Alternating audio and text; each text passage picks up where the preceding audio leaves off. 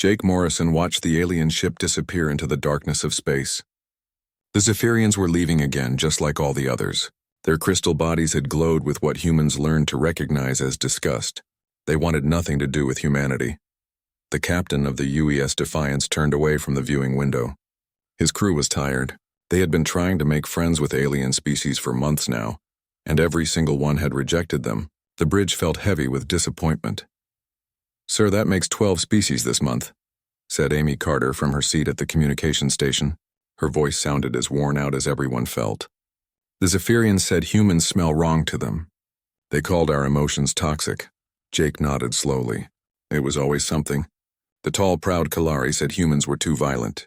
The telepathic Nixari claimed human thoughts were messy and painful to read. The ancient Vorthak said humans bred too fast and lived too short. Every species had a reason why they could not work with humanity. Dr. Lisa Hayes looked up from her research tablet.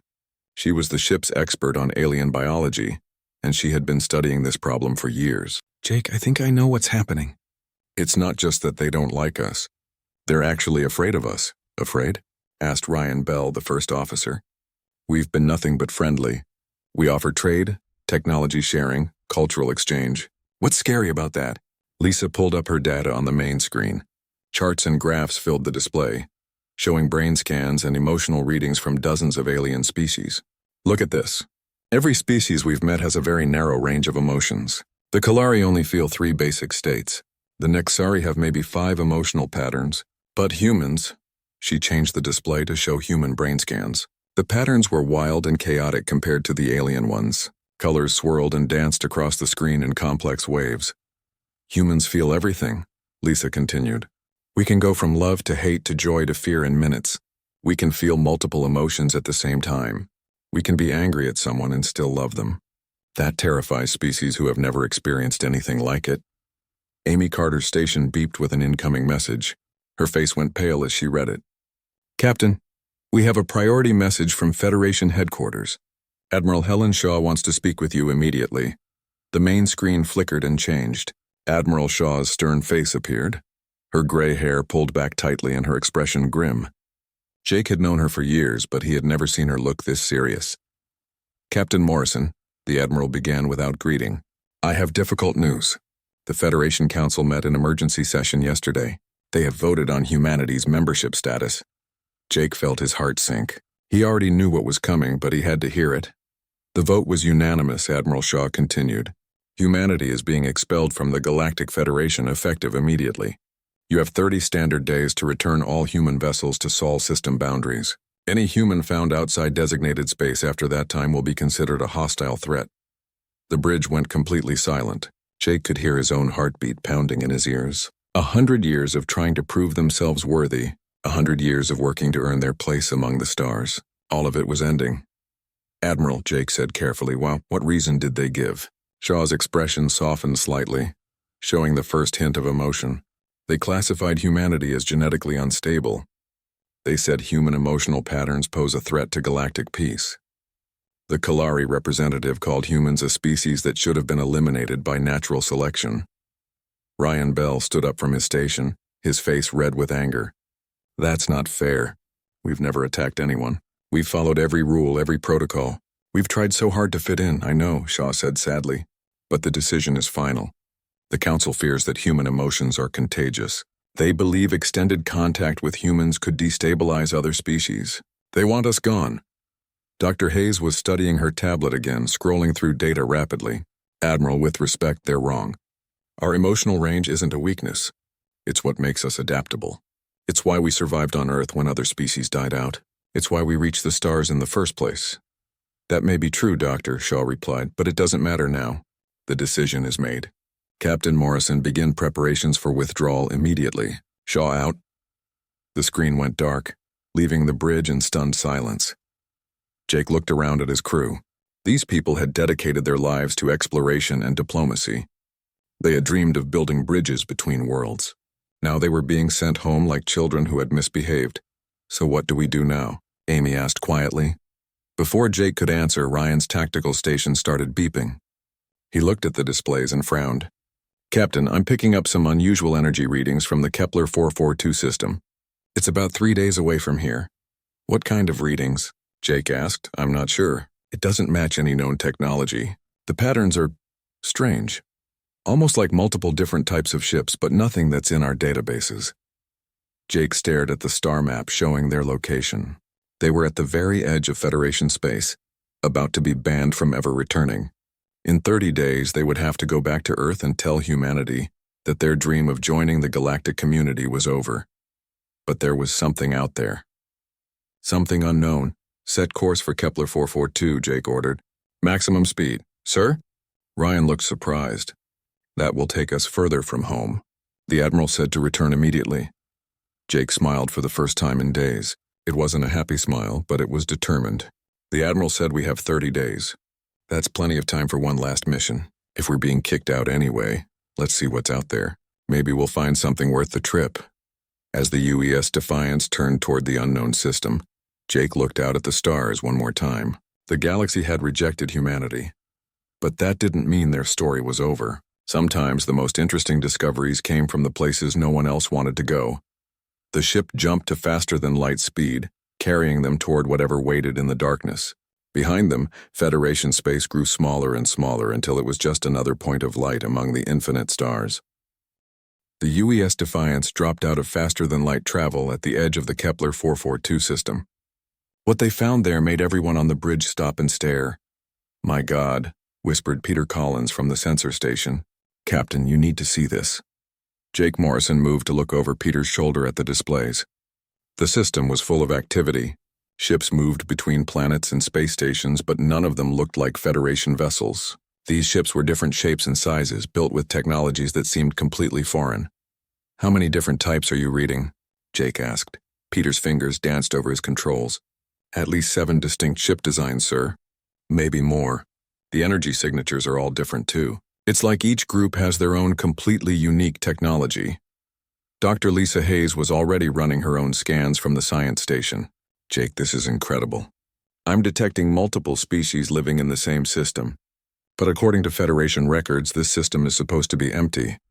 Maybe the Federation doesn't know about them," suggested Amy Carter. "Or maybe they're hiding." Ryan Bell studied his tactical displays carefully. "They don't appear to be hostile. No weapons are targeted at us, and they haven't tried to contact us or warn us off. It's almost like they're just living here." Jake made his decision quickly. "Amy, see if you can establish communication. Use the standard first contact protocols. Peter, take us in slowly. I want to get a better look at what we're dealing with." As the Defiance moved deeper into the system, the details became clearer. There were space stations orbiting 3 different planets, each one built in a completely different style. One looked like it was grown rather than built, with organic curves and living surfaces. Another appeared to be carved from a single massive asteroid. The third was a geometric crystal structure that glowed with internal light. "Captain," Amy called out excitedly, "I'm getting responses to our communication attempts. Multiple species are trying to talk to us, and they all seem friendly." "Put the first one through," Jake ordered. The main screen flickered and a face appeared that made several crew members gasp. The being looked reptilian, with scales that shifted color as it spoke. Its eyes were large and intelligent, but there was something fierce about its expression. "Unknown vessel," the creature said in accented but understandable English. "I am Kresh of the Valdris. We welcome you to the refuge. Are you here by choice, or were you also cast out?" Jake was taken aback by the direct question. "I'm Captain Jake Morrison of the human vessel Defiance." "Cast out? What do you mean?" Kresh's scales shifted to what might have been amusement. A new arrival. The Federation has rejected you, has it not? Told you that your species is flawed, dangerous, unfit for civilized society? How did you know?" Jake asked, surprised. "Because that is how all of us came to be here," Kresh replied. "We are the species that the Great Federation found wanting. The rejects, the outcasts, the unwanted." Before Jake could respond, Amy interrupted. "Captain, I have 2 more species requesting communication. They say they want to welcome us properly." "Put them through," Jake said, his curiosity growing. The screen split to show 3 faces. Kresh remained on the left, his scales now showing definite amusement. In the center appeared a being that looked like it was made of pure light, constantly shifting and glowing. On the right was a creature that reminded Jake of Earth's ancient myths about gentle giants, with kind eyes and a face that seemed designed for smiling. "I am Whisper," the light being communicated, though its voice seemed to come from everywhere at once. I speak for the Lumari. We were cast out from Federation space for being too peaceful, too simple. They said we had nothing to contribute to galactic civilization. The giant-like being nodded sadly. And I am Groot of the Korthak. Our crime was loving our families too much. The Federation called our emotional bonds primitive and inefficient. They said we were holding back galactic progress. Jake looked around his bridge at the shocked faces of his crew. These beings had all been rejected by the Federation, just like humanity. But they seemed to have found something here, something that worked. How long have you been here? Jake asked. The Valdris arrived 15 years ago, Kresh answered. We were expelled for being too aggressive, too warlike. But here we have learned to use our warrior nature to protect rather than conquer. We came 12 years past, Whisper added. The Federation said our peaceful ways made us weak, useless. Here we have found that peace can be a strength. Groot smiled warmly. The Korthak have been here 8 years. We discovered that our love for family could extend to all species. We are better together than apart. Dr. Hayes leaned forward eagerly. How many species are in your refuge? Currently 11, Kresh replied. But we expect more will come. The Federation's definition of acceptable grows narrower each year. More species find themselves cast out for being themselves. Jake felt something stirring inside him that he hadn't felt since receiving the expulsion order. It was hope. Would you be willing to meet in person? Jake asked. We have much to discuss. Already prepared, Groot said with his gentle smile. We have a meeting station designed for multi-species gatherings. We will send coordinates. As the communication ended, Jake turned to his crew. They all looked as amazed as he felt. Sir, Amy said softly, they're like us, all of them. Rejected for the very things that make them special. Lisa was already deep in her data, comparing readings from the different ships and stations. Jake, what they've built here is remarkable. Each species is contributing their unique abilities, but they're working together. The Federation said this was impossible. Ryan looked up from his tactical station. Captain, their defensive systems are incredible. I'm seeing technology combinations that shouldn't work, but somehow they do. They've taken the strengths from each species and created something new. Jake stared out at the busy system, watching ships from different species working together in apparent harmony. The Federation had cast out all these species for having traits that didn't fit their narrow view of civilization. But here, those same traits had become strengths. Set course for their meeting station, Jake ordered. I think we're about to learn that being rejected by the Federation might be the best thing that ever happened to us. As the Defiance moved toward the coordinates, Jake realized that they weren't refugees anymore. They were explorers again, about to discover something that could change everything. The galaxy had rejected them, but maybe the galaxy was wrong. Maybe the rejects were the ones who would show everyone what civilization really meant. 6 months had passed since the UES Defiance first arrived at the refuge, and Jake Morrison barely recognized the place. What had been a small collection of outcast species had grown into something magnificent. Standing on the observation deck of Unity Station, Jake watched construction ships from 5 different species working together to build a new habitat module. Valdris warriors guided massive metal beams with precision, while Lumari engineers wrapped the structure in energy fields that would protect it from cosmic radiation. Korthak families had already begun painting murals on the outer hull, creating art that told the story of their alliance. It's beautiful, isn't it? Said Kate Sullivan, approaching from behind. She had arrived on the colony ship New Horizon 3 months ago, and had quickly become Jake's most trusted advisor on diplomatic matters. The former Federation ambassador had given up her career to join the Outcasts, bringing with her 50,000 human colonists who refused to return to Earth in defeat. More than beautiful, Jake replied. It's impossible. According to every Federation study, species this different can't cooperate. They said our various biologies, cultures, and technologies were incompatible. Kate smiled as she watched a group of human children playing with young Korthak in the station's park area. The games they had invented together required both human creativity and Korthak family cooperation. Maybe the Federation was measuring the wrong things. Dr. Lisa Hayes joined them at the viewing window, her tablet full of new research data. Jake, you should see the latest results from our joint projects. The medical techniques we've developed by combining human adaptability with Valdris biological knowledge are decades ahead of anything the Federation has. And the energy systems the Lumari taught us to build are 50% more efficient than standard Federation power sources. The station's communication system chimed softly. "Captain Morrison to the assembly chamber," announced Amy Carter's voice. "We have representatives from 3 more species requesting to join the refuge." Jake sighed happily. It seemed like every week brought new arrivals, species that had been cast out, overlooked, or deemed too primitive by the Federation were finding their way to Kepler 442. Each one brought new skills, new perspectives, and new possibilities. The assembly chamber had been the refuge's greatest architectural achievement. Designed to accommodate beings with vastly different environmental needs, it featured adjustable atmosphere zones, variable gravity fields, and translation systems that could handle forms of communication ranging from sound waves to light patterns to chemical signals. When Jake arrived, the chamber was already full. Representatives from 14 species sat in their designated areas, with 3 newcomers standing in the center. Jake recognized their types from Federation databases, though he had never seen them in person. The first group was the Etherians, beings of pure energy who had been rejected by the Federation for being too unstable because they couldn't maintain solid form. The second was a collective intelligence called the Harmony, dismissed by the Federation as not truly sentient because they made decisions as a group mind rather than individuals. The third species was the most surprising, the Builders, ancient mechanical beings who had been cast out for being obsolete technology. Kresh of the Valdris stood to address the assembly, his scales showing the deep blue that indicated formal speech. "Welcome, fellow outcasts. We gather here not because we are broken, but because we were told we were broken by those who could not see our value." Whisper of the Lumari added their voice, speaking in harmonious tones that somehow reached everyone regardless of their hearing capabilities. "The Federation seeks uniformity.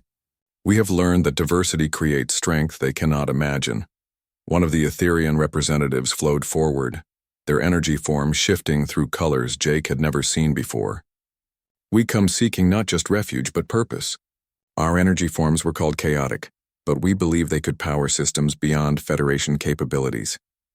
The Harmony spoke as one, their collective voice carrying the weight of thousands of minds. "We were told that individual consciousness was required for civilization, yet we have maintained peace among ourselves for millennia without conflict." The Builder representative moved with mechanical precision, but its ancient voice carried unmistakable emotion. "They called us outdated, but we have watched civilizations rise and fall. We have knowledge they have forgotten." Jake stood to address the assembly. Over the months, he had learned that his human emotional range, once seen as a weakness, allowed him to connect with species in ways Federation diplomats never could.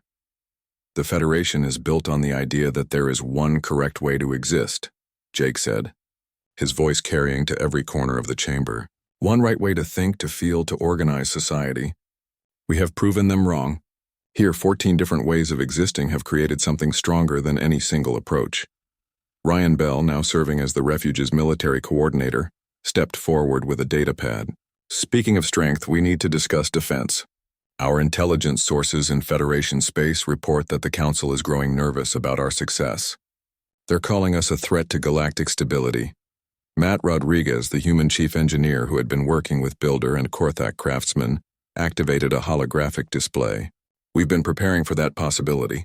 The defensive systems we've developed using combined technologies are unlike anything the Federation has seen." The display showed sleek ships that seemed to blend the best features of every species' design philosophy. Valdris weapon systems integrated with Lumari energy manipulation, human engineering combined with Builder ancient knowledge, and Korthak artistic sense that made the vessels beautiful as well as functional. "How many ships can we field?" asked one of the newer species representatives, a crystalline being called Shard, who had arrived just last month. "Currently 27 vessels," Matt replied. "But they're not just ships. They're symbols of what we've achieved. Each one is crewed by multiple species working in perfect cooperation." Kate Sullivan stood up from her diplomatic station. "I need to report something concerning. My contacts in Federation space tell me that Admiral Shaw has been ordered to assemble a task force. They're calling it a peacekeeping mission to deal with the rogue human colony. The chamber fell silent. Everyone knew this day would come eventually. The Federation could not allow their rejects to succeed. It would prove that their entire philosophy was wrong. Jake looked around at the faces of beings from 15 different worlds. Some were reptilian, some energy, some mechanical, some barely recognizable as life at all, but all of them had found something here that the galaxy's greatest civilization had failed to provide: acceptance. They want to destroy what we've built, Jake said calmly. They want to prove that different species cannot work together, that outcasts cannot create something beautiful. Are we going to let them? The response was immediate and unanimous. Kresh's scales flashed the Valdris color for determination. Whisper's light form pulsed with Lumari patterns of resolve. The Korthak representatives began the low humming that indicated their species was ready for action. Then we prepare, Jake said. Not for conquest, but for survival. We'll show the Federation what their rejects can really do when we work together. As the assembly began planning their defense, Jake felt a strange sense of completeness. The galaxy had rejected them all, but in doing so, had created something it had never intended. A family of outcasts who had become stronger than the sum of their parts. Admiral Greg Thompson stared at his tactical display and tried to make sense of what he was seeing.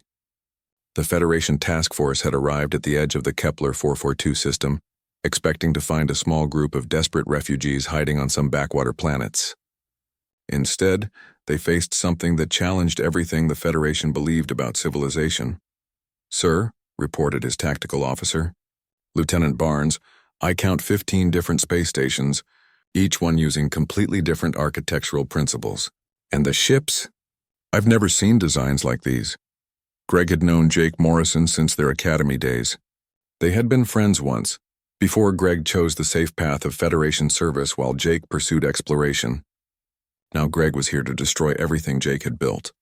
"How many ships are they fielding?" Greg asked, though he wasn't sure he wanted to know the answer. 27 vessels, sir, but they're not matching any known configurations. It's like they took parts from every known species and somehow made them work together. On the bridge of the Unity, Jake Morrison watched the approaching Federation fleet. 200 ships representing the combined might of 12 member species. It should have been overwhelming. Instead, Jake felt calm. "Kate, are our diplomatic channels open?" he asked. Kate Sullivan nodded from her communication station. "All frequencies are clear. If you want to try talking first, now's the time." Jake shook his head. "They didn't come here to talk. They came here to make an example of us. The Federation can't allow their rejects to succeed. It would prove their entire system wrong." Dr. Lisa Hayes looked up from her science station, where she was coordinating with the Lumari energy specialists. "All stations report ready, Jake. The defensive grid is fully powered." The defensive grid was something the Federation had never seen before. Traditional shields used brute force to stop incoming attacks. The Refuge had developed something better. Using Lumari energy manipulation combined with Valdris plasma technology and human engineering creativity, they had created shields that could absorb, redirect, and transform hostile energy. On the Federation flagship, Admiral Thompson opened a communication channel to the Refuge forces. Jake's face appeared on the main screen, looking older but somehow more confident than Greg remembered. "Jake," Greg said sadly, "you know why I'm here? The Federation Council has declared your alliance a threat to galactic peace. Surrender now, and I promise your people will be treated fairly." Jake smiled, and Greg was surprised to see no anger in his old friend's expression. "Greg, you always were too trusting of authority. Tell me, when did the Federation ever treat anyone fairly who didn't fit their narrow definition of civilization?" "Jake, please, don't make me do this. You're outnumbered 10-1. Numbers aren't everything, Greg. You should know that by now." The communication ended, and both fleets prepared for battle. But what happened next would be talked about in military academies for generations to come. The Federation fleet fired first, as everyone expected. 200 ships unleashed their full firepower at the refuge positions. Energy beams, plasma torpedoes, and kinetic projectiles filled the space between the fleets with deadly light. The attack struck the refuge defensive grid, and something remarkable happened. Instead of being stopped or absorbed, the Federation's weapons fire was transformed. The Lumari energy fields took the incoming attacks and converted them into pure power. The Valdris plasma systems refined that power and redirected it. The human engineering systems aimed it with perfect precision. Every single shot the Federation fired came back at them with double the force. Admiral Thompson watched in horror as his own weapons disabled his own ships. Engines went offline, weapon systems overloaded, and life support systems flickered. In 17 minutes, the entire Federation task force was dead in space. But the real shock came when the refuge fleet emerged from behind the asteroid field where they had been waiting. Lieutenant Barnes stared at his sensors in disbelief. Sir, those ships, they're impossible. Each one shows energy signatures from multiple species. It's like they have crews from different worlds all working the same vessel. He was right. The Unity was crewed by humans, Valdris, Lumari, and Korthak working side by side. The captain's chair was designed for Jake's human form. But the weapons console was operated by Valdris warriors, whose reflexes were faster than any humans. The energy systems were managed by Lumari, who could feel the ship's power flow like their own heartbeat. The navigation was handled by Korthak, whose emotional bonds allowed them to work as a perfect team. Every ship in the refuge fleet was the same. Multiple species working together in ways the Federation had declared impossible. The Unity moved alongside the disabled Federation flagship, and Kate Sullivan's voice came over the communication system. Admiral Thompson, this is Captain Sullivan of the Refuge Defense Force. Your crews are unharmed, but your ships are disabled. We could have destroyed every vessel in your fleet, but we chose not to. That should tell you something about who we really are. Greg slumped in his command chair, trying to process what had just happened. His massive fleet had been defeated without a single refuge casualty. More than that, they had been defeated by their own weapons, turned against them by technology that shouldn't exist. How? Was all he could manage to say. Jake's voice answered him. By working together, Greg. By taking the strengths that each species was rejected for and making them into something greater. The Federation taught us to hide our differences. The Refuge taught us to celebrate them. On the Lumari vessel Harmony, Whisper communicated with their light pattern language to coordinate with the Valdris ship Vengeance, whose crew used aggressive tactics to protect the more vulnerable vessels. The ancient builder ship Eternity provided strategic knowledge that had been accumulated over millennia, while the energetic human crews provided the adaptability to implement new tactics in real time. It was everything the Federation said could never work. Different biologies, different cultures, different technologies, all functioning as a single unified force. Admiral, came a voice from Greg's communication station. We're receiving surrender requests from 17 Federation ships.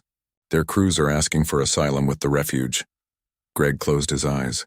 This was his worst nightmare. Not just military defeat, but ideological collapse. His own people were abandoning their ships to join the outcasts. Greg, Jake's voice came over the private channel. Your crews aren't prisoners. Any who want to return to Federation space are free to go. But those who want to stay and learn what we've built here are welcome. The Council will never accept this, Greg said quietly. The Council will have to, Jake replied. We're not going anywhere. We're not hiding.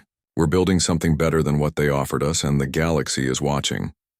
As the disabled Federation ships were taken under protection by refuge vessels, Greg realized that his friend was right. This hadn't been a battle between military forces.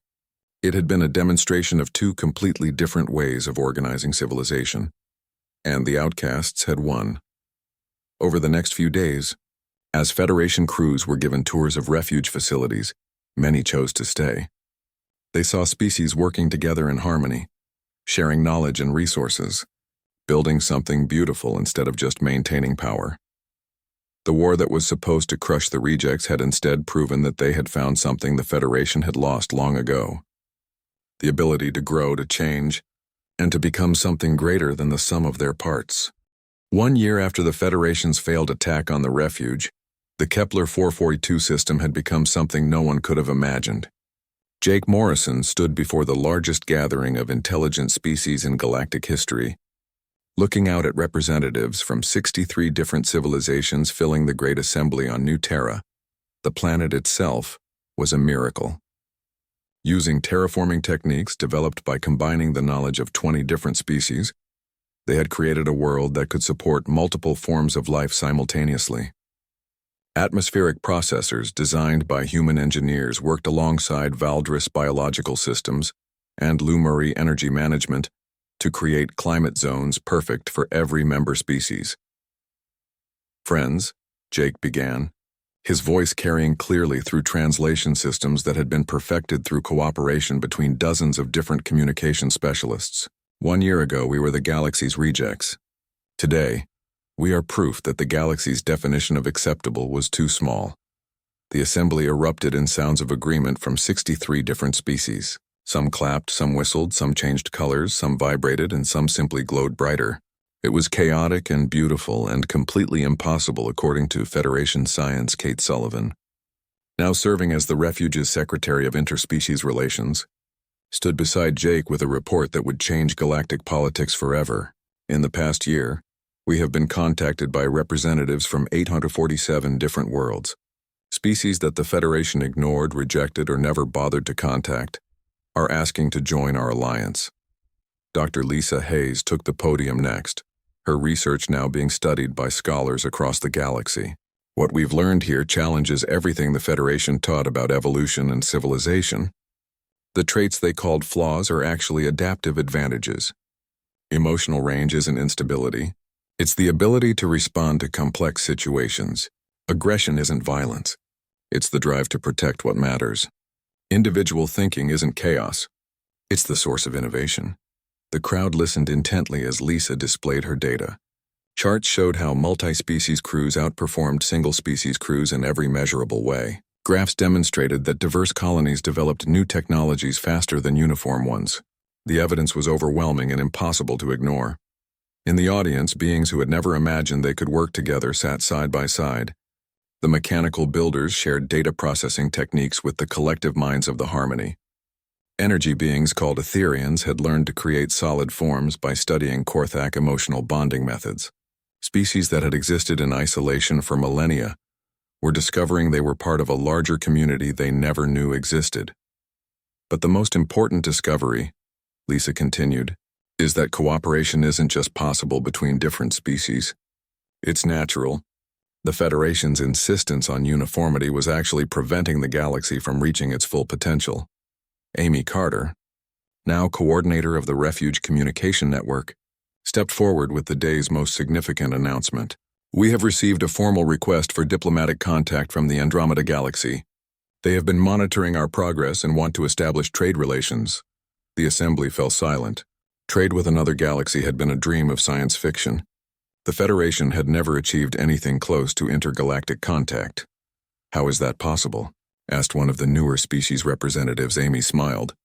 "The Lumari energy techniques, combined with builder ancient knowledge and human engineering, have allowed us to create communication systems that can reach across the galactic void. The Andromedans say they've been trying to contact our galaxy for centuries, but our signals were too uniform, too predictable. They couldn't distinguish them from natural phenomena. Our chaotic, diverse signals finally got their attention," added Matt Rodriguez, whose engineering teams had built the impossible communication array. What the Federation called noise, the Andromedans recognized as intelligent life. Jake returned to the podium for the final announcement, the one that would determine the future of galactic civilization. "Yesterday," he said, "we received a visit from Admiral Helen Shaw of the Federation Council." A murmur went through the assembly. Admiral Shaw had been one of the strongest supporters of human expulsion from the Federation. She came alone, in a small diplomatic vessel carrying a message from the Federation Council. Jake paused, looking out at the diverse crowd. "They want to negotiate our return to the Federation." The response was immediate and varied. Some species showed anger, others amusement, and a few displayed what could only be called pity. "What did you tell them?" called out Kresh of the Valdris, his scales showing the deep red of curiosity mixed with battle readiness. Jake smiled. "I told them we never left. The galaxy rejected us, but we refused to leave the galaxy. We've been here the entire time, waiting for them to come home." He activated the main display, showing a star map of the local galactic region. Red dots marked Federation space, while blue dots showed refuge territories. But there were also green dots scattered throughout both regions. These green dots represent Federation species that have established secret colonies in refuge space. Young Kalari, who wanted to learn about emotions. Nexari scientists studying human creativity. Even proud Vorthak, who were curious about our primitive family bonds. The map zoomed out, showing the entire galaxy. The green dots were everywhere, connecting Federation and refuge space in a complex network of communication and cooperation. The Federation's own people are choosing to leave their controlled territories to join us, Kate added, not because we conquered them, but because we offered them something their own government couldn't: the freedom to be themselves. Admiral Shaw herself appeared on the main communication screen, looking very different from the stern military leader who had expelled humanity from the Federation. Her expression was thoughtful, almost uncertain. "Captain Morrison," she said formally, "I have been authorized by the Federation Council to offer humanity full reinstatement in the Federation, along with all species currently allied with your refuge." Jake looked around at his diverse family of outcasts and rejects. And what would be the terms of this reinstatement?